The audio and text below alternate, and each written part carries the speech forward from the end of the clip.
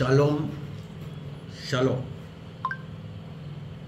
Kinshasa, mercredi 29 janvier 2025. Ici, c'est l'honorable Bitakwira Bihonahai Justin qui vous parle, comme je viens de le dire, de Kinshasa. Nous suivons tous de très près ce qui se passe en République démocratique du Congo en général, dans le nord Kivu et dans le sud Kivu, pour ne pas parler de l'est de la République démocratique du Congo. Des chars de combat, des bombes,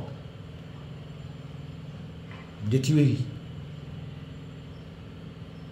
des massacres, des blessés dans les hôpitaux, occasionnés par le Rwanda de Paul Kagame, qui utilise des marionnettes congolaises pour occuper ou pour rendre esclave notre peuple dans cette partie de la République et certainement la République démocratique du Congo tout entière. À partir de Kinshasa, comme De Gaulle l'avait fait à partir de Londres, j'appelle tout notre peuple congolais à la solidarité nationale et à la compassion au peuple de l'Est, en général encore, et à ceux et celles de la ville de Goma en particulier. Je profite de l'occasion pour appeler à la résistance nationale, à la résistance populaire. Le cas de la ville de Goma n'est pas le premier. Kinshasa est tombé entre les mains de même Kagame en 1998 et il avait encore une fois coupé l'eau et le courant dans la capitale.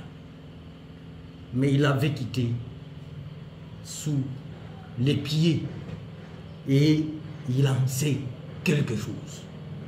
Donc que personne ne vous intimide et vous dise que nous sommes et nous resterons sous occupation du Rwanda sur un seul mètre de notre territoire. Et ici, j'appelle que maintenant, il n'y a pas de place à la division. Nous tous, autour du président de la République, qu'on l'aime, qu'on ne l'aime pas, nous devons l'aider à corriger les erreurs du passé. L'ennemi, par sa ruse, l'a convaincu d'isoler militairement et politiquement toutes les couches sociales de l'Est qui constituent la résistance nationale et qui constituent la résistance populaire à leur profit au Nord Kivu, et voici ce qui nous arrive. On a donc perdu la bataille, on n'a pas perdu la guerre. Croisons les doigts, unissons-nous comme un seul homme, comme une seule femme et une seule jeunesse face à l'humiliation de tout un peuple et de toute une jeunesse par Paul Kagame et ses supplétifs. Nous l'avons toujours dit et répété, l'objectif des multinationales et leurs pays respectifs est de transformer la sous-région des Grands Lacs en Moyen-Orient avec un Paul Kagame comme un Netanyahou qui veut aujourd'hui transformer Goma en Gaza. C'est inadmissible. Lèvons-nous et n'ayons peur de rien. Que ces chars, que ces bombes ne vous fassent pas peur. Il faut que les voix de ceux qui maîtrisent la question de la sous-région dans notre pays soient désormais entendues pour mettre fin à toutes ces humiliations à répétition. Pourquoi avons-nous laissé Bunagana toutes ces années sans le récupérer? Or, c'était possible. Et on était ici, on était unis et si on était compris. On ne peut boucher l'eau que par la source. Donc, tout part par la prise de Bunagana. Nous sommes à plus de 100 millions d'habitants. nous pouvons avoir une armée même de plus de 2 millions d'hommes, tous les résistants y compris. Qu'est-ce qui nous l'empêche?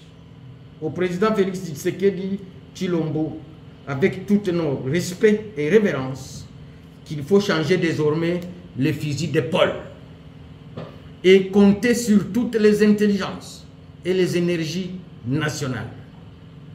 Ici, nous appelons tous au rendez-vous du salut de la nation, opposition, confession religieuse, société civile, fonctionnaires de l'État, majorité au pouvoir. Lèvons-nous, on a perdu la bataille et non la guerre.